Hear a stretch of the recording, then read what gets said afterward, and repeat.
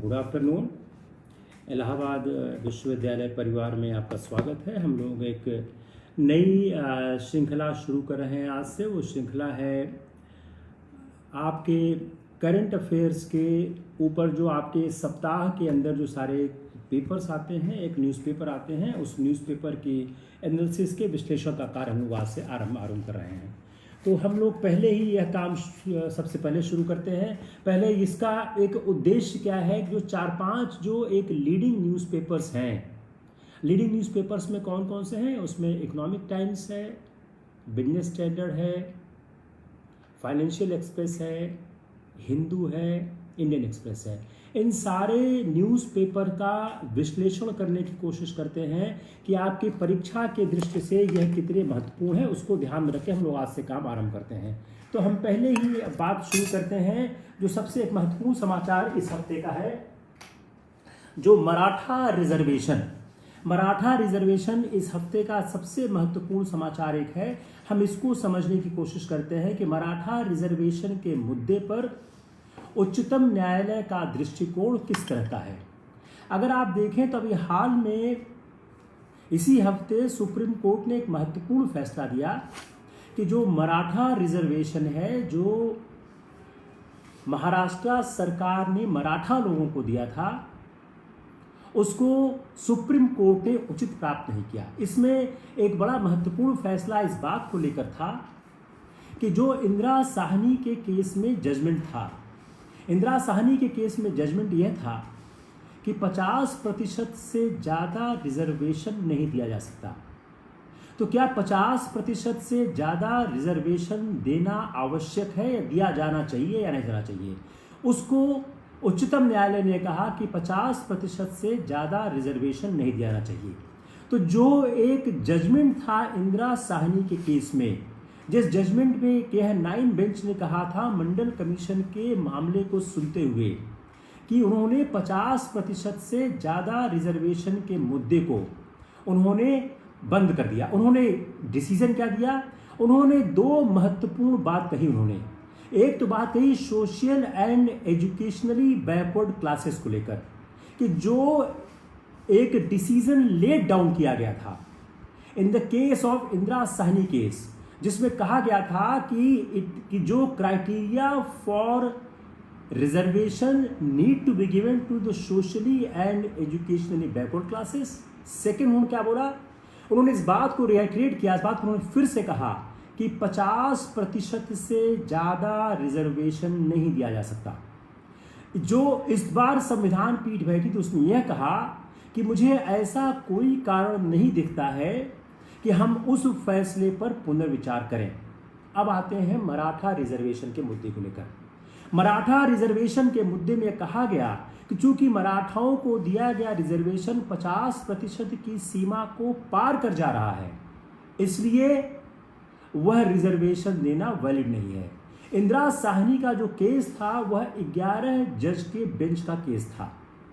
जो यह bench supreme court की थी, उसको यह फैसला करना था कि इंदिरा साहनी के केस में दिया गया जजमेंट पुनर्विचार किया जाना चाहिए या नहीं किया जाना चाहिए। अगर इंदिरा साहनी के केस में दिया गया जजमेंट पुनर्विचार करने लायक होता तो वह एक लार्जर बेंच को रिफर किया जाता, और जो 11 जज की बेंच थी इंदिरा साहनी के जो उस मंडल कमीशन के केस में, उससे ज़्यादा 13 जज की बेंच बनाई जाती। तो जो प्रेजेंट कॉन्स्टिट्यूशनल बेंच थी वह सिर्फ एक डिसीजन ले सकती थी कि इंदिरा साहनी के केस में दिया गया निर्णय पुनर्विचार के लायक है या नहीं। इन्होंने बोला इंदिरा साहनी के केस में दिया गया निर्णय पुनर्विचार के लायक नहीं है, उसको पुनर्विचार करने की जरूरत नहीं है। और फिर 50% का जो सीलिंग का कोटा है, जो 1992 में लास्ट टाइम उसको विजिट किया गया था, उसको कॉन्स्टिट्यूशनली अपहेल्ड किया गया। अब हम दूसरी बात पे आते हैं। मराठों को रिजर्वेशन देने से सुप्रीम कोर्ट ने इनकार क्यों कर दिया? क्यों सुप्रीम कोर्ट ने कहा कि मराठा लोगों को रिजर्वेशन नहीं दिया जाना चाहिए? उसका एक कारण हो गया कि जो महाराष्ट्र का स्टेट बैकवर्ड कमीशन था, इस महाराष्ट्र के स्टेट बैकवर्ड कमीशन ने रिपोर्ट दी थी, और उस रिपोर्ट के आधार पर मराठों को रिजर्वेशन दिया गया। गवर्नमेंट का आर्गुमेंट था जो राज्य सरकार का आर्गुमेंट था कि जो जो ये मराठा हैं यह सोशली और एजुकेशनली बैकवर्ड क्लासेस हैं, इसलिए इनको रिजर्वेशन दिया जाना चाहिए। इसके विपरीत सुप्रीम कोर्ट ने बोला कि मराठा एक डोमिनेंट फॉरवर्ड क्लास है, यह सोसाइटी के नेशनल मेन स्ट्रीम में है। इस समूह से बहुत से लोग मुख्यमंत्री हो चुके हैं, इसलिए यह किसी भी हालत में रिजर्वेशन पाने के हकदार नहीं है। जो 50% का कोटा है वह कुछ जगहों पर कोटे को ओवर रूल किया गया है, उससे ज़्यादा दिया गया है। उसके लिए एक शब्द है एक्स्ट्रा ऑर्डिनरी सिचुएशन। 50% का कोटा एक्स्ट्रा ऑर्डिनरी सिचुएशन में ही क्रॉस किया जा सकता है। मराठों को रिजर्वेशन देने के लिए कोई एक्स्ट्रा ऑर्डिनरी सिचुएशन एग्जिस्ट नहीं करता है, इसलिए इनको रिजर्वेशन नहीं दिया जा सकता। जो 102वां संविधान संशोधन विधेयक था, 102nd संविधान संशोधन विधेयक था, जो 2018 में पास हुआ था, जिसमें नेशनल बैकवर्ड क्लास कमीशन को कॉन्स्टिट्यूशनल स्टेटस दिया गया था। इस अमेंडमेंट ने प्रेसिडेंट को पावर दिया था कि वह बैकवर्ड क्लास की सूची को नोटिफाई करे। इस विधेयक को सुप्रीम कोर्ट ने उचित करार दिया, इसको कॉन्स्टिट्यूशनली वैलिड किया। इसका तात्पर्य क्या हो गया कि सोशली एजुकेशनली बैकवर्ड क्लासेस का डिटर्मिनेशन केंद्र सरकार करेगा, राज्य सरकार की उसमें सलाह जरूर लेगा, लेकिन अंतिम रूप से इसका फैसला केंद्र सरकार ही करेगा। जो आर्टिकल 338B है, now you open the article 338B of the constitution. Now you open the article 338B of the constitution. उसमें आप कुछ शब्दों को अंडरलाइन करें। 338B में आप commission socially and educationally backward classes. 338B2 में आप अंडरलाइन करें law made in this behalf by parliament. 338B के सब सेक्शन 4 में आप अंडरलाइन करें power to regulate its own procedure. आप सब सेक्शन 5 के एम अंडरलाइन करें इन्वेस्टिगेट, और फिर अंडरलाइन करें socially and educationally backward classes, और 6 में अंडरलाइन करें such reports to be laid before each house of parliament, और 9 में अंडरलाइन करें union and every state shall consult the commission on major policy matters. इतना ही आपके परीक्षा के लेकर काम का है कि जो आर्टिकल 338B है, जो 102nd कॉन्स्टिट्यूशनल अमेंडमेंट एक्ट के बाद आया था, वह यह कहता है कि जो national commission for backward classes है वह राष्ट्रपति उसकी अधिसूचना जारी करेगा। इसके बारे में जो भी कानून बनाना है पार्लियामेंट बनाएगी। इसके प्रोसीजर को रेगुलेट करने का राइट कमीशन के पास है। यह उन मामलों को इन्वेस्टिगेट करेगी, एग्जामिन करेगी, कैसे सोशली और एजुकेशनली बैकवर्ड क्लासेस को यह डिटरमाइन करे। इस रिपोर्ट को पार्लियामेंट के सामने प्रस्तुत किया जाएगा। तो क्या कहा कोर्ट ने कि कोर्ट ने कहा जो आर्टिकल 338B है वह कॉन्स्टिट्यूशनली वैलिड है, और इसके लिए जो अधिकार है वह अधिकार सिर्फ केंद्र सरकार के पास है। दूसरा आप खोलिए 342A। Now next open the 342A। 342A क्या बोलता है? 342A बात करता है socially and educationally backward class commission को कि प्रेसिडेंट में with respect to any state और territory after consultation with the governor publicly notify specify the socially and educationally backward classes. Article 338B और आर्टिकल 342A अगर दोनों को mix करके आप देखें तो एक कंक्लूजन डिराइव होता है कि प्रेसिडेंट के पास ये अधिकार है कि वह सोशली और एजुकेशनली बैकवर्ड क्लासेस को आइडेंटिफाई करे। सुप्रीम कोर्ट ने यह जो 338B और 342A है दोनों को कॉन्स्टिट्यूशनली वैलिड डिक्लेयर किया। 50% से ज्यादा आरक्षण आंध्र प्रदेश में और तमिलनाडु में है, उसके बारे में यह कहा गया उसके लिए एक स्पेशल एक्स्ट्राऑर्डिनरी सर्कमस्टांसेस एग्जिस्ट करता है। कोई एक्स्ट्राऑर्डिनरी सर्कमस्टांसेस मराठा रिजर्वेशन के बारे में एग्जिस्ट नहीं करता है। यह दो बड़ी इंटरेस्टिंग बात उन्होंने कही है, और अगर इन दोनों चीज़ों को ऐड करके देखें तो आपके प्रीलिम्स का, मेंस का, इंटरव्यू का सवाल किस तरह बनता है। पहली बात, come on the question of the prelims, socially और एजुकेशनली बैकवर्ड क्लासेस का डिटर्मिनेशन कौन करता है? ए, केंद्र करता है। बी, राज्य करता है। सी, केंद्र करता है लेकिन राज्य से मशवरा करके करता है। डी, केंद्र को राज्य से मशवरा करने की कोई जरूरत नहीं है। Again listen question carefully. Socially और एजुकेशनली बैकवर्ड क्लासेस का डिटर्मिनेशन कौन करता है? सामाजिक और शैक्षणिक रूप से पिछड़े हुए वर्गों का निर्धारण कौन करता है? ए, केंद्र करता है। बी, राज्य करता है। सी, केंद्र राज्य की सहायता लेकर केंद्र करता है कि वो राज्य से मशवरा भी करता है। डी, केंद्र का राज्य से मशवरा करने का कोई मतलब नहीं है। Answer is C. If you read carefully the Article 338B and Article 342A, you will come to this conclusion, और यह conclusion आपका अराइव होगा। अब आते हैं मेंस के सवाल पे कि इसका सवाल मेंस के लिए कैसे बनेगा। सामाजिक और शैक्षणिक रूप से पिछड़े वर्गों के बारे में संविधान में किस तरह की व्यवस्था है? सामाजिक और शैक्षणिक रूप से पिछड़े वर्गों के बारे में संविधान में किस तरह की व्यवस्था है? उन व्यवस्थाओं का उल्लेख करते हुए समाज के पिछड़े वर्गों के उत्थान के बारे में अपनी टिप्पणी दें, अपनी प्रतिक्रिया दें, अपने सुझाव दें। What are the constitutional provisions with respect to the socially and educationally backward classes? Please elaborate those provisions and give your opinion how you will improve the status of socially and educationally backward classes. Next question. संविधान समता के अधिकार की guarantee देता है। क्या आरक्षण को प्रदान करना समता के अधिकार का अपहरण नहीं है? संविधान समता के अधिकार की गारंटी देता है। क्या आरक्षण को प्रदान करना समता के अधिकार का अपहरण नहीं है?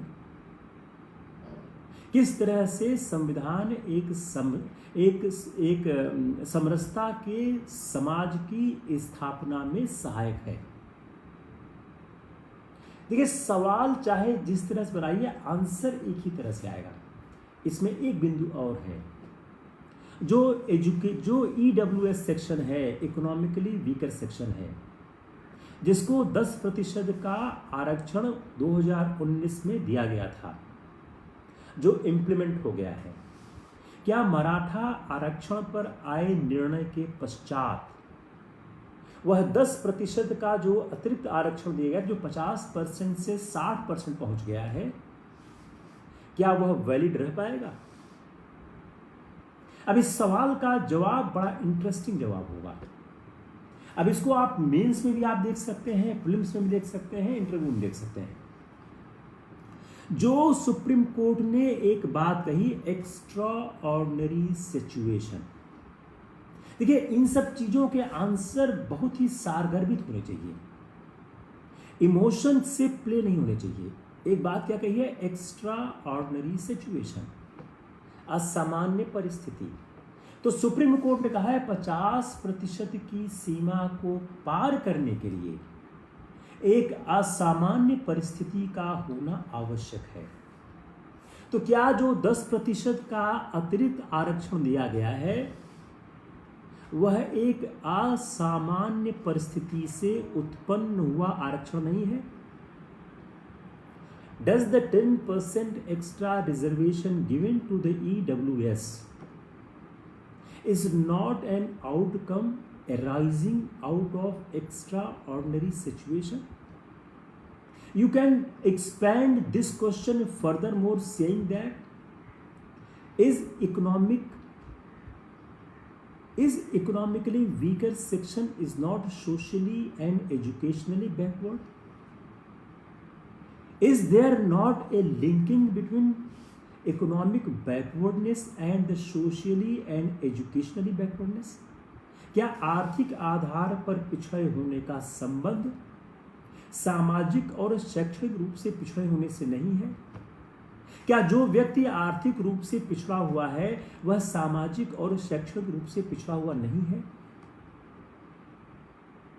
अगर आप इसको व्याख्यायित करने का प्रयास करेंगे तो आपको वह उत्तर प्राप्त होना शुरू हो जाएगा, आरंभ हो जाएगा, जो यह कहता है कि आर्थिक रूप से पिछड़ा होना सामाजिक और शैक्षिक रूप से पिछड़े होने से लिंक है। जो भी लोग इंटरव्यू दे रहे हैं यूपीएससी 2021 में, वो लोग मेरे हिसाब से यह आर्गुमेंट दें कि सामाजिक और शैक्षिक रूप से पिछड़ापन आर्थिक रूप से पिछड़े होने से एक संबंध की स्थापना रखता है। क्योंकि जो व्यक्ति आर्थिक रूप से पिछड़ा हुआ है वह सामाजिक और शैक्षिक रूप से पिछड़ा होने की संभावना पहुंच जाता है। इसलिए एक एक्स्ट्रा ऑर्डिनरी सिचुएशन एग्जिस्ट करती है, और इस मामले में जो 10% का आरक्षण आर्थिक रूप से पिछड़े व्यक्तियों को दिया गया है वह मेरे हिसाब से उचित है। यही आप मेंस में भी लिखने की कोशिश करें। मेरे ख्याल से कोई कंफ्यूजन इसमें अगर हो तो मैं सॉल्व करता हूं, otherwise I will move to the next topic. इस टॉपिक को हिंदू ने भी लिखा, इकोनॉमिक टाइम्स ने भी लिखा, एक्सप्रेस ने भी लिखा। सब ने इसको अलग अलग ढंग से लिखा, लेकिन बात सबने कमोबेश एक ही तरह की की। हम दूसरा एक बड़ा इंटरेस्टिंग पार्ट लेते हैं, वो पास एक टेक्निकल पार्ट है, वह पार्ट है पेटेंट लॉ पे। देखिए पेटेंट लॉ महत्वपूर्ण क्यों हो गया है। पेटेंट लॉ के महत्वपूर्ण होने का एक बहुत बड़ा कारण ये है कि हमारी जो कोविड की वैक्सीन है उससे इस पेटेंट लॉ का बहुत सीधा संबंध है। तो जो यूनाइटेड स्टेट्स ने एक अनाउंसमेंट किया बुधवार को, उन्होंने अनाउंसमेंट क्या किया कि जो इंटेलेक्चुअल प्रॉपर्टी प्रोटेक्शन है कोविड-19 की वैक्सीन को लेकर, उसमें उन्होंने छूट देने की बात की। और उन्होंने कहा जितने 164 WTO के नेशंस हैं वह सब इस बात पर एकमत हों या एग्री करें कि जो इंटेलेक्चुअल प्रॉपर्टी राइट जो वैक्सीन पर है उस पर छूट दी जानी चाहिए। और अगर एक भी मेंबर वोट कर देगा तो इस पर सहमति बनना आसान नहीं होगा। जो यूरोपियन यूनियन था उसने पहले इस बात का विरोध किया था, लेकिन अब यूएस के प्रपोजल के बाद वह इस पर सहमत होता नजर आ रहा है।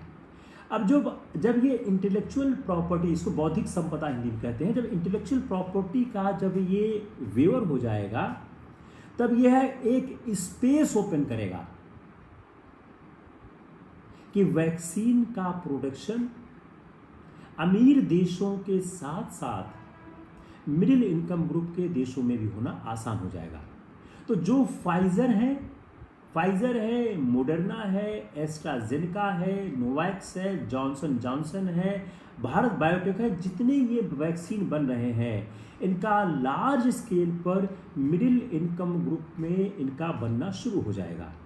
तो जब ज़्यादा जगहों पर इसका बनना शुरू हो जाएगा तो वैक्सीन की उपलब्धता लोगों के लिए अधिक हो जाएगी। इस समय परिस्थिति क्या है, इस समय जो हायर इनकम ग्रुप के देश हैं वहीं पर इन वैक्सीन का प्रोडक्शन हो रहा है। तो इस बात का प्रयास चल रहा है कि इस तरह से इंटेलेक्चुअल प्रॉपर्टी राइट पर रिलैक्सेशन दे दिया जाए, इस तरह से इंटेलेक्चुअल प्रॉपर्टी राइट पर रिलैक्सेशन दे दिया जाए कि वैक्सीन का प्रोटेक्शन, वैक्सीन का उत्पादन मिडिल इनकम ग्रुप में होना स्टार्ट हो जाए। अब फाइजर और एस्ट्राजेनेका यह दोनों इसका अपोज कर रहे हैं। उनका कहना क्या है, अगर हम इंटेलेक्चुअल प्रॉपर्टी राइट को एलिमिनेट कर देंगे तो इससे क्या होगा, यह पब्लिक कॉन्फिडेंस जो वैक्सीन में है उसको खो देंगे और जो वैक्सीन का प्रोडक्शन होगा वो शायद उतनी अच्छी क्वालिटी का ना हो। जो वेस्टर्न कंपनीज हैं, अगर वेस्टर्न कंपनीज इस कॉन्ट्रैक्ट को, इंटेलेक्चुअल प्रॉपर्टी कॉन्ट्रैक्ट को नहीं हटाएंगी तो मानवता को, पूरे मानव को वैक्सीन मिलना आसान नहीं होगा। जो एक बात डॉक्टर रेड्डी ने बहुत अच्छी बोली है कि जो कंपनीज वैक्सीन में इंटेलेक्चुअल प्रॉपर्टी राइट का अपोज कर रही हैं, उन कंपनियों की बहुत सी वैक्सीन मिडिल इनकम ग्रुप के देशों में बनती है। अगर वह वैक्सीन बन सकती है तो यह वैक्सीन क्यों नहीं बन सकती है। अक्टूबर 2020 में इंडिया और साउथ अफ्रीका ने WTO से यह रिक्वेस्ट किया था कि सर्टेन कंडीशंस पे जो ट्रेड रिलेटेड जो इंटेलेक्चुअल प्रॉपर्टी राइट्स है, ट्रिप्स एग्रीमेंट हैं, उस पर हमको छोड़ दी जाए। अब हमको ये समझना है इस बात को जानने के बाद कि इस बैकग्राउंड में कि यह पेटेंट राइट होता क्या है। देखो, एक पेटेंट राइट होता है वो जो रिप्रेजेंट करता है इंटेलेक्चुअल प्रॉपर्टी राइट को, और इसमें एक्सक्लूसिव मोनोपोली होती है उस इन्वेंटर की, उस खोजकर्ता की जिसने उसको खोज किया है और उसको राज्य के द्वारा मान्यता प्राप्त होती है। तो यह प्रोवाइड करता है एक enforceable right to prevent others from copying the invention. तो किसी इन्वेंटर ने, किसी खोजकर्ता ने अगर कुछ चीज़ खोज कर ली है तो उसके पास एक्सक्लूसिव राइट होता है उस खोज का फ़ायदा उठाने का या उस खोज के आधार पर मेडिसिन बनाने का। इसको कॉपी नहीं किया जा सकता है। यह दो तरह से होता है, एक होता है प्रोडक्ट पेटेंट, दूसरा होता है प्रोसेस पेटेंट। जहां समझ ना आवे you can stop me right now, I can repeat it but you need to understand, I will tell you how this is useful for your examination. एक होता है प्रोडक्ट पेटेंट, एक होता है process patent. Product patent ensure करता है कि जो फाइनल प्रोडक्ट बनता है उस पर आपका राइट सुरक्षित होता है। प्रोडक्ट पेटेंट क्या होता है? प्रोडक्ट पेटेंट वह होता है जो इंश्योर करता है rights on the final product. मान लो क्रोसिन को बनाया गया, तो क्रोसिन को बनाने का जो फाइनल प्रोडक्ट है उस पर आपका राइट रिजर्व है। तो एक product patent ensure that right to the final product is patented, और कोई भी आदमी किसी और तरह से उस प्रोडक्ट को नहीं बना सकता है। दूसरा होता है प्रोसेस पेटेंट। जो प्रोसेस पेटेंट है वह प्रोडक्ट पेटेंट से भिन्न होता है। इसमें कोई आदमी किसी दूसरे प्रोसेस का इस्तेमाल करके अंतिम उत्पाद बना सकता है। यह आपके प्रीलिम्स का बहुत अच्छा सवाल है, what is a product patent and what is a process patent. I am again repeating, एक प्रोडक्ट पेटेंट है जो इंश्योर करता है right to a final product. तो जो फाइनल प्रोडक्ट बनता है उसका सर्वाधिकार आपके पास सुरक्षित होता है, और कोई आदमी किसी और प्रोसेस का इस्तेमाल करके वह फाइनल प्रोडक्ट नहीं बना सकता है। तो व्यक्ति को रिस्ट्रेन किया जाता है, रोका जाता है for manufacturing during a specified period of time. यह हमेशा के लिए नहीं होता है, यह एक स्पेसिफाइड पीरियड ऑफ टाइम होता है, और वह डिफरेंट प्रोसेस को यूज करके भी नहीं बना सकता है। जो एक प्रोसेस पेटेंट होता है, यह इनेबल करता है किसी पर्सन को other than the patent holder to manufacture the product, the patented product, by modifying certain process in the manufacturing exercise. Product का पेटेंट जो होता है वह राज्य के द्वारा किया जाता है। जो आदमी किसी चीज का उत्पाद को बनाता है, इन्वेंट करता है, तो वह अपने इंटेलेक्चुअल राइट को प्रोटेक्ट, मोनोपोली को प्रोटेक्ट करने के लिए वह गवर्नमेंट से एक सर्टिफिकेट, एक अधिकार प्राप्त करता है। तो जो गवर्नमेंट के द्वारा इन्वेंशन करने वाले व्यक्ति को for a certain period of time कोई अगर एक अधिकार दे दिया जाता है तो उसको वह पेटेंट का अधिकार प्राप्त हो जाता है। इस बार के प्रीलिम्स में सवाल आएगा, बहुत अच्छा सवाल था जुडिशियल एस्पायरेंट मंगल का, कि कैसे पता चलेगा कि कोई प्रोडक्ट पेटेंटेड है या पेटेंट है। अब हम आते हैं इंडिया को लेकर। इंडिया ने 1970 के दशक में मूव किया था from product patenting to process patenting. बाद में, और इसका इस्तेमाल करके भारत की बहुत सी कंपनियों ने, खासकर सिप्ला ने ग्लोबल स्केल पर कई तरह के ड्रग बनाए थे, उसमें HIV का ड्रग भी था। लेकिन जो due to the TRIPS agreement obligation Bharat को 2005 में मूव करना पड़ा प्रोसेस पेटेंट से प्रोडक्ट पेटेंट की ओर। अब देखिए, इस पे हम प्रीलिम का 2-3 सवाल बनाने की कोशिश करते हैं। एक, प्रोडक्ट पेटेंट क्या होता है? ए, जिसमें अंतिम उत्पाद पर सर्वाधिकार सुरक्षित होता है। बी, अंतिम उत्पाद पर सर्वाधिकार अनंत समय के लिए सुरक्षित होता है। सी, अंतिम उत्पाद पर सर्वाधिकार कुछ समय के लिए सुरक्षित होता है। डी, अंतिम उत्पाद पर सर्वाधिकार किसी एक व्यक्ति का नहीं हो सकता है।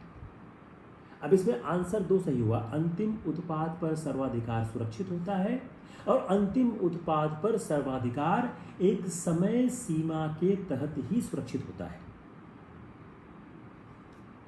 Come on the next question. Process patent क्या होता है? ए, प्रोसेस पेटेंट प्रोडक्ट पेटेंट में कोई फर्क नहीं होता है। बी, प्रोसेस पेटेंट और प्रोडक्ट पेटेंट में फर्क होता है। सी, प्रोसेस पेटेंट के तहत कोई व्यक्ति मैन्युफैक्चरिंग प्रोसेस में बदलाव करके, प्रोसेस पेटेंट के तहत कोई व्यक्ति मैन्युफैक्चरिंग प्रोसेस में बदलाव करके अंतिम उत्पाद को बना सकता है। डी, भारत इस समय प्रोसेस पेटेंट के नियम के अधीन है। अब मैंने सारे आंसर किए हुए हैं, जो मैंने आंसर किए हैं उसी से हमने पूरा क्वेश्चन निकालने की कोशिश की है। अब देखिए, अब यह जो पेटेंट से नुकसान क्या हो रहा है, जो रॉ मटेरियल की स्कैर्सिटी हमारे पास आ रही है। यूएस ने सर्टेन एक्सपोर्ट्स को ब्लॉक कर दिया है। उस एक्सपोर्ट को ब्लॉक करने से जो कोविड-19 की वैक्सीन है वो बन नहीं पा रही है। इसके कारण क्या हो रहा है, वैक्सीन के बनाने में डिले हो रहा है और उस डिले होने के कारण हमको वैक्सीन प्राप्त करने में बहुत असुविधा हो रही है। तो जो यह एक इशू है कि किस तरह से वैक्सीन का मामला हमको प्रभावित कर रहा है, अगर हम इस वैक्सीन के मामले को समझने की कोशिश करें और इसके लीगल एस्पेक्ट को समझने की कोशिश करें, तो ये लीगल एस्पेक्ट हमको बता रहा है कि जब तक हम इसमें सुधार नहीं करेंगे तब तक हमको शायद यह आसानी नहीं होगी। अब देखिए, 4-5-6 बुलेट पॉइंट बताने की कोशिश करते हैं जो शायद आपके प्रीलिम्स में काम किया जाएगा। इंडिया और साउथ अफ्रीका दोनों इस बात की वकालत कर रहे हैं कि जो यह ट्रिप्स का जो ये पेटेंट राइट है, इस पर छूट दी जाए। यह प्रपोजल वर्ल्ड ट्रेड ऑर्गेनाइजेशन के सम्मुख प्रस्तुत किया गया है। इस पर कई देशों को आपत्ति है। यह वेवर टेम्पररी चाह रहे हैं। इससे क्या होगा, इससे हमको वैक्सीन बनाने में सुविधा की प्राप्ति होगी। कई लो और मिडिल ग्रुप की जो कंट्रीज हैं वह इस प्रपोजल का सपोर्ट कर रही हैं। United kingdom, European union, Switzerland, Australia और जापान, जो शुरू में इतना सहमत नहीं थे लेकिन अब उनका रुख सहमत होता दिख रहा है। WTO का जो सिस्टम है वह ऑपरेट करता है, जो WTO का सिस्टम है वह ऑपरेट करता है on consensus rather than by voting. Consensus होना चाहिए, वोटिंग से काम नहीं होगा। तो जब तक कंसेंसस नहीं होगा ये काम होना आसान नहीं है। तो जो प्रपोजल है did not advance despite drawing support of और 60 कंट्रीज, 60 सदस्य देशों के समर्थन के बावजूद यह प्रपोजल आगे नहीं बढ़ पा रहा है, चूंकि इस पर कंसेंसस नहीं हो पा रहा है। इस बात का आर्गुमेंट किया गया है, it was argued that capacity for producing vaccine of assured quality and safety was limited to some laboratories and that would be hazardous to permit manufacturers in low and middle income countries। Same चीज जो लिखी express ने वैसा ही लिखा हिंदू ने भी, कि अगर हम उन कंट्रीज को वैक्सीन बनाने की अनुमति दे देंगे जो लो और मिडिल इनकम ग्रुप के हैं, तो इनके द्वारा बनाई गई वैक्सीन एक गुणवत्तापरक वैक्सीन नहीं होगी, इसलिए यह मानव के लिए हैजार्डस हो सकती है। यह एक हाइपोक्रेसी है, यह एक विरोधाभास है, यह झूठ बोलना है उन पश्चिमी देशों के द्वारा। क्यों? जब उनका कोई रिजर्वेशन नहीं है वैक्सीन के उत्पादन में, कॉन्ट्रैक्ट और सब कॉन्ट्रैक्ट देने में। जब उनके वैक्सीन का जॉब वर्किंग, कॉन्ट्रैक्टिंग, सब कॉन्ट्रैक्टिंग मिडिल और लो इनकम ग्रुप में होता है, तो क्यों ऐसी सुविधा कोविड-19 के वैक्सीन में नहीं दिया रही है? ये लोग कॉन्ट्रैक्टिंग, सब कॉन्ट्रैक्टिंग देते क्यों हैं? लो और मिडिल इनकम ग्रुप के देश, जो विकासशील देश हैं, गरीब देश हैं, वहाँ पर लेबर सस्ता है। लेबर सस्ता हो जाने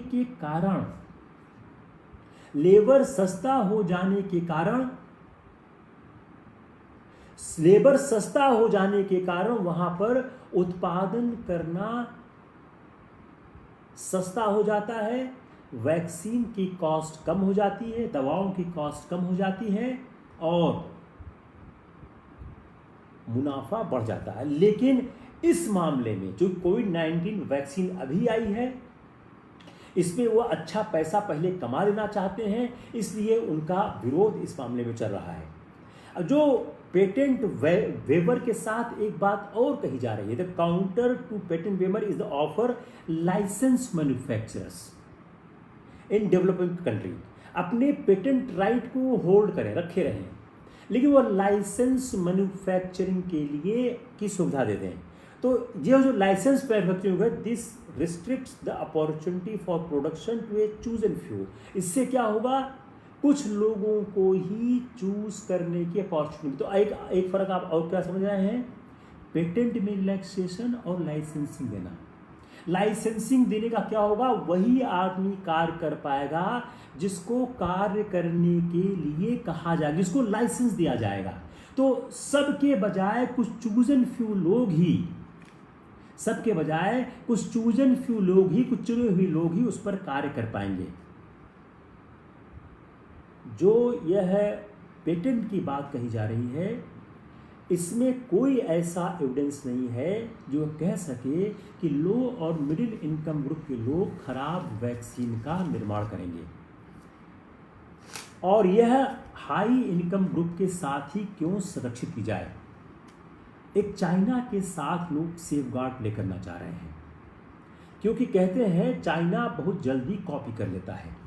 तो एक आर्गुमेंट दिया जा रहा है कि पेटेंट जो राइट है उसको चाइना ब्रीच कर सकता है और चाइना उसकी चोरी कर सकता है। अगर हम इनके प्रॉफिट मार्जिन को देखें तो अभी तक फाइजर ने वैक्सीन से $3.5 बिलियन रेवेन्यू जनरेट किया है अपने फर्स्ट क्वार्टर में 2021 में, और मॉडर्ना ने $18.4 बिलियन जनरेट किया है। तो आप कह सकते हैं एक ह्यूज अमाउंट ऑफ रेवेन्यू लोग जनरेट कर चुके हैं और इनको काफ़ी उम्मीद है कि और रेवेन्यू जनरेट करेंगे, और यह पेटेंट राइट को रिलैक्स करने से इनके रेवेन्यू जनरेशन में दिक्कत आएगी। यहाँ हम थोड़ा से इंटरनेशनल रिलेशन समझने की कोशिश करते हैं कि बिडेन का स्टेचर रूजवेल्ट की तरह हो सकता है अगर उन्होंने पेटेंट राइट में रिलैक्सेशन दे दिया। जो फ्रैंकलिन डी रूजवेल्ट की लीडरशिप थी द्वितीय विश्व युद्ध के बाद, उस लीडरशिप ने विश्व के पुनर्निर्माण में बहुत मदद की थी। और फ्रैंकलिन डी रूजवेल्ट का जो कद है बहुत बड़ा कद हो गया था। जो रूजवेल्ट का 14 पॉइंट फार्मूला आया था वह बहुत मशहूर और बहुत फेमस हुआ था। अगर बिडेन ने विकासशील देशों को वैक्सीन दे दिया पेटेंट लॉ में रिलैक्सेशन करके, और दोहा डिक्लेरेशन जो ट्रिप्स का है उसमें अगर फ्लेक्सिबिलिटी दे दी, तो निश्चित रूप से यह बिडेन की छवि को बहुत ऊपर ले जाएगा और अमेरिका का विश्व के राजनीतिक परिदृश्य में एक अलग तरह का आयाम देखने को मिलेगा। मेरे ख्याल से कोई चीज़ छूट नहीं रही है आपके पेटेंट लॉ को लेकर। अब आइए मेंस का सवाल कैसे बन सकता है। What is patent law? What is patent law? How it controls? What is patent law? How it controls the manufacturing activity,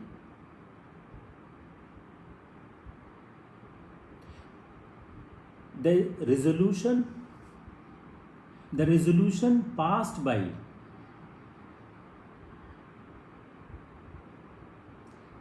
the initiative taken by the US, how the initiative taken by the US will helpful in tackling down the COVID situation in the world.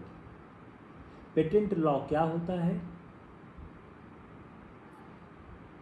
US के द्वारा लिए गए कदम से किस तरह यह विश्व में कोविड-19 की सिचुएशन को कंट्रोल करने में सहायक होगा। मेरे ख्याल से I don't think anything left in this aspect. अगर आपको कुछ याद आ रहा हो तो आप जरूर मुझको आपका बताइए।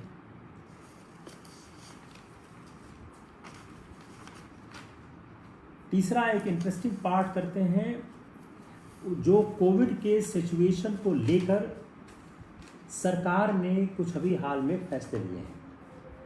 कोविड के हालात पे सरकार ने फैसले लिए हैं। अगर आप देखें तो यह भी फैसला सरकार ने अभी हाल में लिया है और बड़ा इंटरेस्टिंग फैसला सरकार ने लिया है। सरकार ने फैसला क्या लिया है?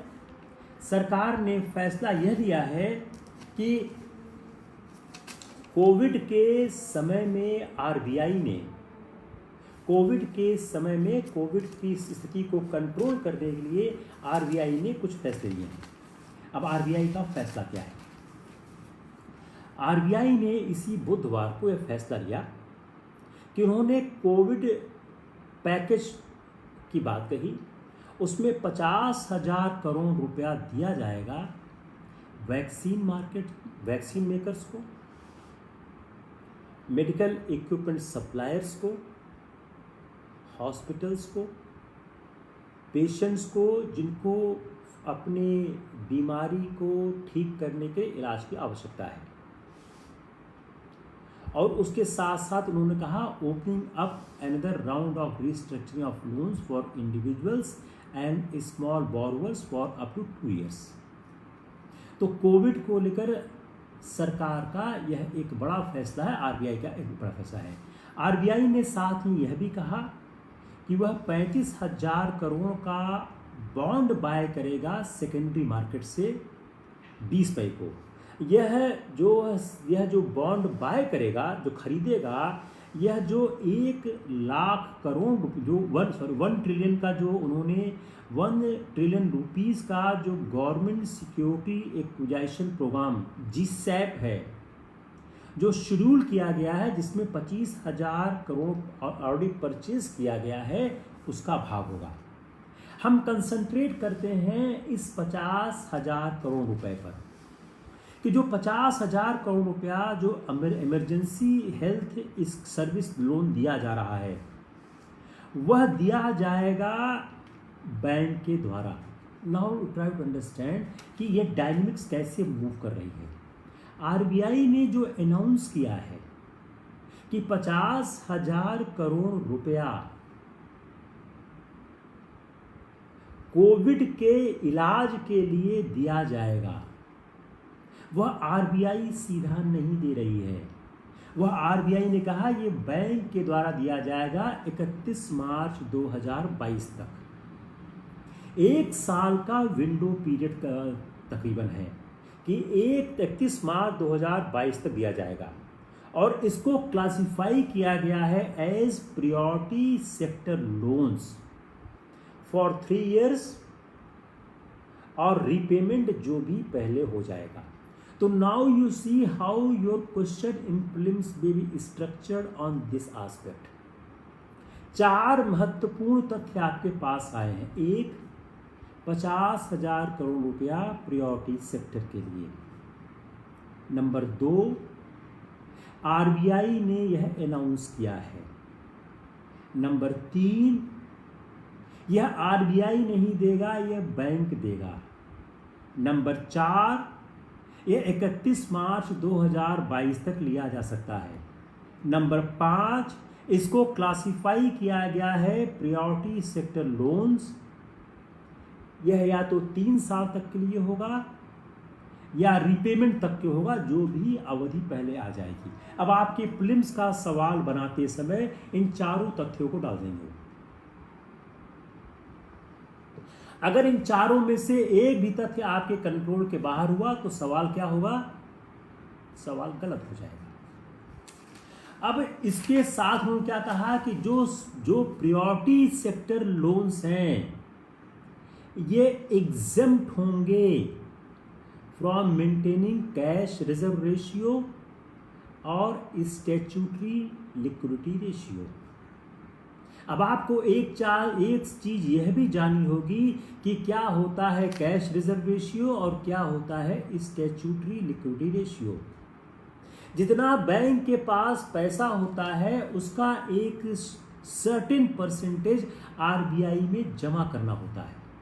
यह होता है कैश रिजर्व रेशियो और स्टैट्यूटरी लिक्विडिटी रेशियो। अब आरबीआई ने क्या बोला कि जो प्रायोरिटी सेक्टर को आप लोन देंगे, इन लोन्स के अगेंस्ट में कैश रिजर्व रेशियो और एसएलआर स्टैट्यूटरी लिक्विडिटी रेशियो का संतुलन रखना जरूरी नहीं होगा, आपको एग्जेम्प्ट किया जाएगा। मान लिया आपने 100 रुपया प्रायोरिटी सेक्टर के लोन के लिए दिया, तो 100 रुपया के अगेंस्ट में जो सर्टेन परसेंटेज सीआरआर और एसएलआर के लिए आपको आरबीआई के पास रखना होता, वो रखने की आवश्यकता नहीं होगी। इससे फायदा क्या होगा? बैंक के पास ज्यादा पैसे की उपलब्धता होगी और बैंक कंसेशनल रेट्स पर लोन दे सकता है। Just try to understand the application. Until you understand the application, there is no point to studying or listening my lecture। अगर आप समझ पा रहे हो कि इन चीजों का मतलब क्या है, इनका अर्थ क्या है, तभी मेरे लेक्चर को सुनने की आवश्यकता है, नहीं तो कोई फायदा नहीं होगा। सवाल आपके एग्जाम में सीधे नहीं आएंगे, सवाल एप्लीकेशन के ही आएंगे। तो you need to understand what is the application. आप जैसे ही एप्लीकेशन समझने लगते हो आपको सवाल समझ आने लगता है। यह सिविल सर्विसेज के एस्पायरेंट की क्लास जरूर चला रहा हूं मैं, लेकिन यह जानना सबके लिए आवश्यक है। अगली बात क्या कही कि जो बैंक हैं अगर उनके पास फंड नहीं है तो वह फंड अवेल कर सकते हैं आरबीआई से रेपो रेट पर। रेपो रेट क्या होता है कि जब बैंक आरबीआई से ऋण लेते हैं और उस ऋण को मार्केट में सप्लाई करते हैं, देते हैं, तो जिस दर पर ऋण लेते हैं उसको बोलते हैं रेपो रेट। इस समय रेपो रेट की दर क्या है? 4%। तो बैंकों के पास अगर पैसा नहीं है, बैंक अगर लोन लेना चाहते हैं, तो जो 4% का रेपो रेट है उस रेपो रेट पर लेके वह लोन प्रोवाइड कर सकते हैं।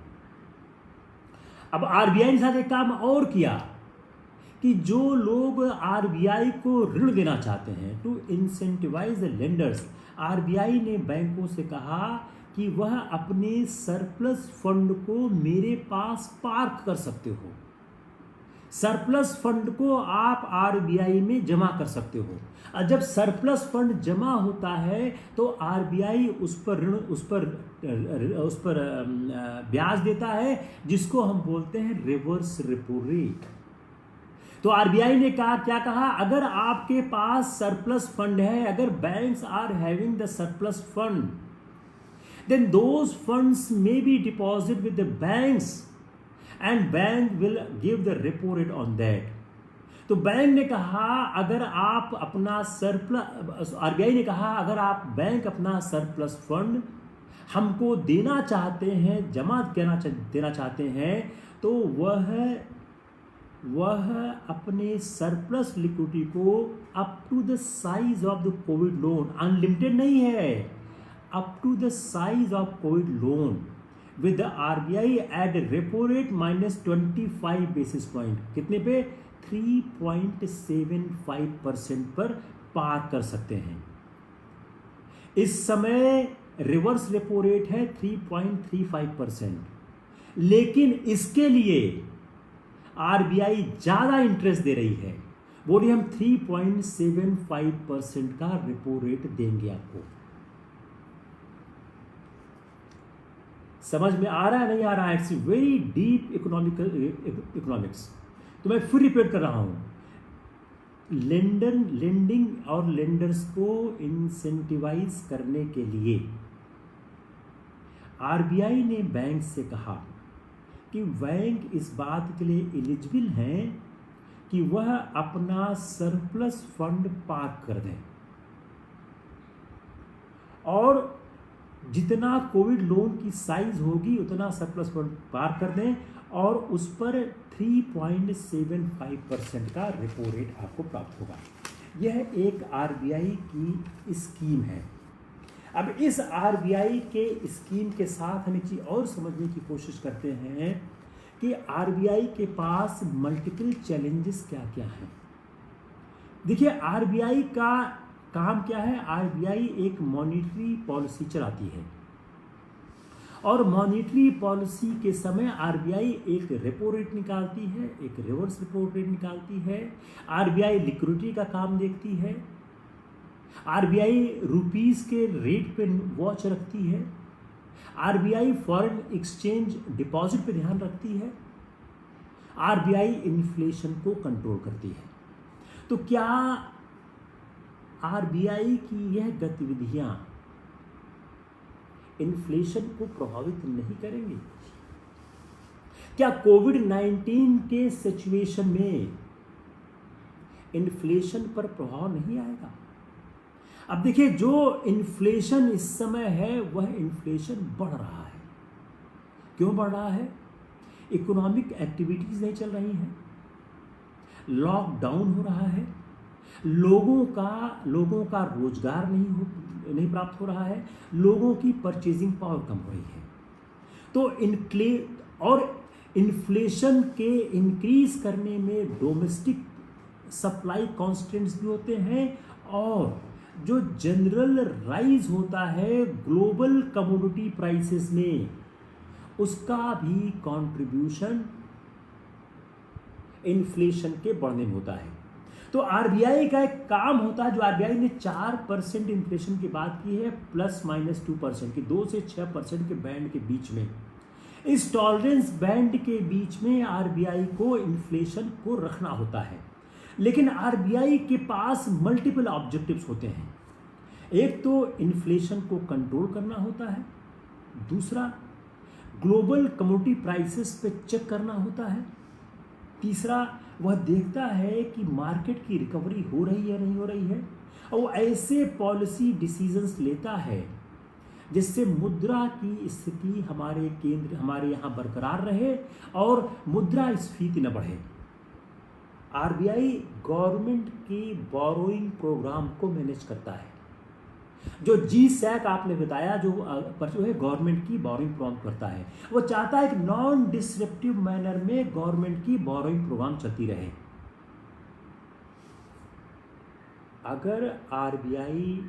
अगर आरबीआई बॉन्ड मार्केट में इंटरवीन नहीं करेगा तो बोरोइंग कॉस्ट इंप्रूव कर जाएगी। अगर बोरोइंग कॉस्ट इंप्रूव कर गई, बढ़ गई, इंक्रीज कर गई, तो प्राइवेट सेक्टर्स के मुनाफे में नुकसान आने की संभावनाएं बढ़ जाती हैं। तो इसलिए आरबीआई के पास एक बहुत टफ बैलेंसिंग एक्ट हुआ करता है। जो ग्लोबल कंडीशंस होती है वह हमारे पॉलिसी के कॉम्प्लिकेशंस को और ख़राब करती है, और यूएस का जो एक इकोनॉमिक स्ट्रक्चर है उसमें अगर कोई भी परिवर्तन होता है तो वह परिवर्तन हमारे देश की व्यवस्था को भी प्रभावित करता है, क्योंकि हमारा जो हमारा परचेज है वह जो फॉरेन से बहुत कुछ डॉलर से होता है। तो जैसे ही डॉलर के रेट्स में परिवर्तन होते हैं वैसे ही हमारे अंदर की अर्थव्यवस्था में परिवर्तन होना शुरू हो जाता है। तो आरबीआई का जो बैलेंसिंग एक्ट है, यह बैलेंसिंग एक्ट अगर हम ध्यान में नहीं दे पाएंगे तो शायद बहुत मुश्किल होगी। अब देखिए, ये कोविड के कारण फर्क क्या क्या पड़ रहा है। जो हमारा मिडिल क्लास है इंडिया में, यह श्रम कर गया है कि हमारी इनकम कम हो गई है। हमारा 70% रिपोर्टेड रिडक्शन इन इनकम हो चुका है।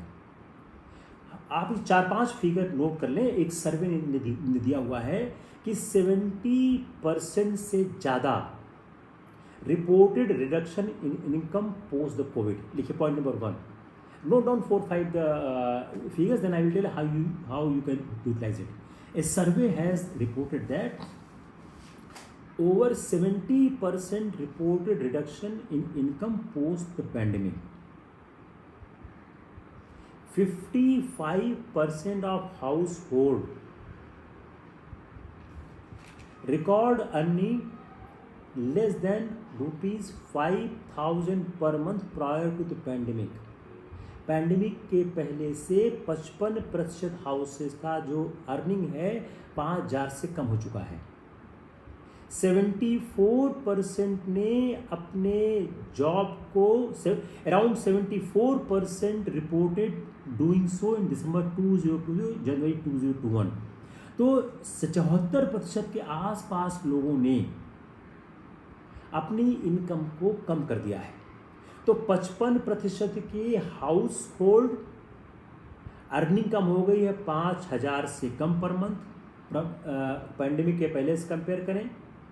और 74% लोगों में गरीबी बढ़ चुकी है। तो यह कहा जा रहा है कि अराउंड 34% जो हाउस होल्ड को लोन्स की आवश्यकता है। ये 3 तथ्यों का आप इस्तेमाल करेंगे जब आप अपना आंसर मेंस में लिखेंगे कि कोविड की सिचुएशन ने किस तरह से हमारी इनकम को प्रभावित किया है। अब आते हैं हम फूड सिक्योरिटी के इशू को लेकर।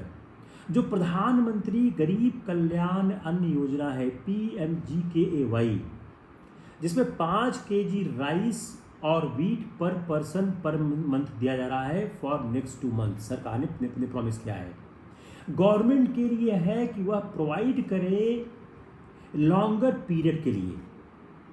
और जो फूड सिक्योरिटी है, उस फूड सिक्योरिटी को बढ़ाने की आवश्यकता है। तो हमारा कहना क्या है कि कोविड की सिचुएशंस के कारण जो यह कमी आई है, उस कमी को देखते हुए इस बात की आवश्यकता है कि हम फूड सिक्योरिटी के मामले में ज़्यादा ध्यान देने की कोशिश करें। अगर फूड सिक्योरिटी नहीं बढ़ाई गई तो फूड सिक्योरिटी न बढ़ने से हमारे लोगों को नुकसान होगा। अब ग्राउंड रियलिटी क्या है? Now let's see the ground reality. इस बात के इंडिकेशन आ रहे हैं कि government might have to pick up the highest ever quantity of this stable cereal under its price support. जो इस साल का प्राइस सपोर्ट दिया जा रहा है, इस प्राइस सपोर्ट से हो सकता है सबकी देश सबसे ज़्यादा अन्न इस बार रबी की खरीद से उठाए। तो जब इनके पास ज़्यादा अन्न आएगा तो पीडीएस किस तरह किया जाए? देखिए, एक सवाल और खड़ा हो रहा है कि जो पब्लिक डिस्ट्रीब्यूशन सिस्टम है उसको किस तरह चलाया जाए। इसमें दो बात कही जा रही है। एक कि पब्लिक डिस्ट्रीब्यूशन सिस्टम के तहत हम अनाज दें। दो, पब्लिक डिस्ट्रीब्यूशन सिस्टम के तहत हम कैश दें। तो जो असिस्टेंस है पब्लिक डिस्ट्रीब्यूशन सिस्टम के तहत, यह सारे लोगों को दिया जाए या समाज के कुछ लोगों को दिया जाए? ये सारे ऐसे सवाल हैं जो सवाल आपके जिंदगी से एज एन एस्पायरेंट आप रूबरू हो गई होंगे। तो हम किसको असिस्ट करें? सारी जनसंख्या को असिस्ट करें या सिर्फ उन लोगों को असिस्ट करें जिनको ज़रूरत है, जो लोग नीडी हैं? हर आदमी को भारत में सोशल प्रोटेक्शन की जरूरत नहीं है। एक आप ध्रुव सत्य की तरह याद करें, इसको हर जगह लिखना ही लिखना है। जहां भी पीडीएस का सवाल आता है, जहां पर लोगों की मदद का सवाल आता है, आप ये जरूर लिखें, कहें कि देश में हर आदमी को सोशल सिक्योरिटी की आवश्यकता नहीं है, सोशल प्रोटेक्शन की आवश्यकता हर आदमी को नहीं है। और यही नहीं, विश्व के किसी भी भाग में ऐसा नहीं है जहां पर हर आदमी को सोशल प्रोटेक्शन दिया गया है। जो करंट जो टारगेटेड प्रोग्राम है पीडीएस का, ये कवर करता है ऑलमोस्ट 67% ऑफ इंडियाज पॉपुलेशन। देखिए, ये सब फिगर आपको याद होनी ही चाहिए और ये फिगर आपको लिखनी ही चाहिए। ये आंकड़े आपको लिखना ही है, बताना ही है। अराउंड 67% हमारी जो पॉपुलेशन है भारत की, इस पॉपुलेशन को हम पीडीएस के अंदर कवर करते हैं। जो हमारा करंट टारगेट है पीडीएस कवर करता है almost 67% of India's population, which is close to being universal if we exclude the creamy layer. अगर हम क्रीमी लेयर को बाहर कर दें तो ऑलमोस्ट ये यूनिवर्सल ही है। अगर हम अमीर तबके और मध्यम वर्ग को बाहर कर दें तो 67% लोगों को पीडीएस सिस्टम में ले आने का मतलब क्या है कि हमने यूनिवर्सल फूड सिक्योरिटी प्रोग्राम चलाया हुआ है। अब हम अगर उन लोगों को एक्सक्लूड कर देते हैं जिनको सोशल प्रोटेक्शन की जरूरत नहीं है, तब government can use this fund for other development efforts. अगर हम उन लोगों को निकाल दें जिनको सोशल प्रोटेक्शन की आवश्यकता नहीं है, तो हमारे पास रिसोर्सेज बढ़ जाएंगे, हम और डेवलपमेंटेड वर्क में काम कर सकते हैं। अब एक बात उठती है कि कैश वर्सेस फिजिकल ग्रेन, कि हम कैश दें या फिजिकल ग्रेन दें। एक आप जरूर बहस सुन रहे हैं कि आप पीडीएस सिस्टम को बंद कर दो, सबके अकाउंट में डायरेक्ट कैश को ट्रांसफर करो। अगर आप देखो तो इंडिया की जो डेमोग्राफिक्स है, जो इंडिया की भौगोलिक और जनसंख्या की जो संरचना है, जो भारत का क्लाइमेट कंडीशन है, उसमें यूनिवर्सली कैश ट्रांसफर एप्रोप्रिएट नहीं हो सकता है। जो रिमोट एरियाज हैं वहाँ पर मार्केट इस तरह से फुल्ली फंक्शनल नहीं है, और वहाँ पर अगर हम कैश दे देंगे तो कैश उतना यूजफुल नहीं हो जाएगा। जब तक भारत इस बात को पूरी तरह से जब तक भारत इस बात को पूरी तरह से प्राप्त नहीं करता, समझ नहीं लेता, कर नहीं लेता, इस बात का कोई सलूशन नहीं प्राप्त कर पाता, तब तक हमको यह आवश्यक है कि हम पीडीएस के सिस्टम में ग्रेन्स को शामिल करें। तो जो यूज ऑफ कैश है यह हमेशा वायबल नहीं हो सकता है, कुछ सीमा तक हो सकता है लेकिन पूरी तरह से वायबल नहीं हो सकता। इस तरह का कोई एविडेंस इंडिया में नहीं अभी तक मिला है जो कह सके कि कैश दे देने से हर आदमी मार्केट को एक्सेस कर सकता है। यह बात सत्य है कि कैश एक फ्लेक्सिबिलिटी को प्रभावित करता है, एक फ्लेक्सिबिलिटी देता है और बेनिफिशियरी के पास ये ऑप्शन है वह चूज कर सके क्या वह खरीदना चाहता है, लेकिन इसके मिसयूज होने की संभावना है। तो फूड और कैश ट्रांसफर दोनों ही इंपॉर्टेंट हैं, इन दोनों का मिक्सचर करने की आवश्यकता है। एक आदर्श रूप में अवधारणा क्या है, इन दोनों को मिक्स करके अगर हम कार्य करते हैं तो शायद यह बेहतर ढंग से कार्य का संपादन हम कर पाएंगे। अब इस पर सवाल पर आते हैं। कोविड-19 की परिस्थिति के उत्पन्न होने के बाद सरकार ने कौन कौन से सामाजिक आर्थिक सुधार कार्यक्रम चलाए, उन सामाजिक आर्थिक सुधार कार्यक्रमों में आप किस तरह का सुधार चाहते हैं? After covid situation, what measures has been taken by the government to improve the situation? And what is your recommendations to improve those situations? Question number 2. What is the public distribution system? Which major crops are included in public distribution system? It is being said that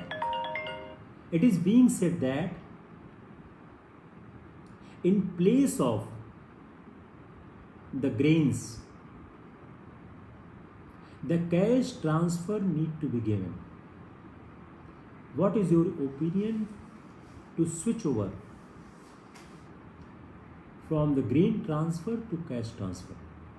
Public distribution system क्या है, इसमें कौन कौन सी फसलें शामिल हैं, यह किस तरह से देश में सामाजिक सुरक्षा को प्रदान करता है? इस बात की गंभीर बहस चल रही है कि अनाज के बजाय धन दिया जाना चाहिए। आपके अनुसार अनाज से धन परिवर्तन कितना समाज के हित में लाभदायक होगा? I think it's enough for the day. I will see you tomorrow again at 4 p.m. With the rest of the polity. Tomorrow we'll see the ordinary bill, money bill, finance bill, and how the laws are being made in the parliament. Saturday Sunday 2 class हमने अभी तक सोची है। Saturday के class में हम पूरे हफ्ते का जो इम्पोर्टेंट न्यूज़ आइटम है वो एनालाइज करेंगे। 5 न्यूज़पेपर हमने भी एनालाइज करना शुरू किया है। एक्सप्रेस है, हिंदू है, बिजनेस स्टैंडर्ड है, इकोनॉमिक टाइम्स है, फाइनेंशियल एक्सप्रेस है। कई न्यूज़ 2 पेपरों में 3 पेपरों में एक ही होती, कई बार न्यूज़ अलग होती हैं, आर्टिकल्स कई बार अलग हो जाते हैं, एडिटोरियल्स अलग हो जाते हैं। जो आपके एग्ज़ाम के काम का है वो हम लेके आने की कोशिश करेंगे।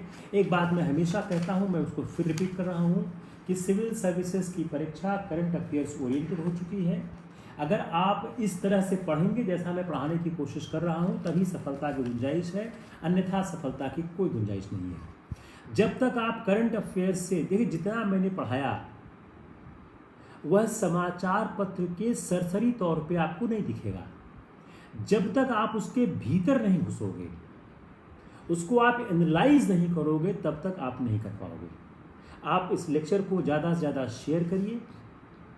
शेयर करने का फ़ायदा ये है कि आपके फेसबुक पे सुरक्षित हो जाता है। इसको आप फिर से सुने, ज़्यादा से ज़्यादा लोगों को बताने की कोशिश करें। अपना यह प्रयास है कि इलाहाबाद का पुराना गौरव फिर से वापस आवे, ज़्यादा से ज़्यादा लोग सिविल सर्विसेज परीक्षा में सफल हों। उसी को लेकर ये इलाहाबाद विश्वविद्यालय परिवार का इनिशिएटिव है जिसको हम लोग चला रहे हैं। टेक केयर, धन्यवाद। कल 4 बजे फिर मुलाकात होगी।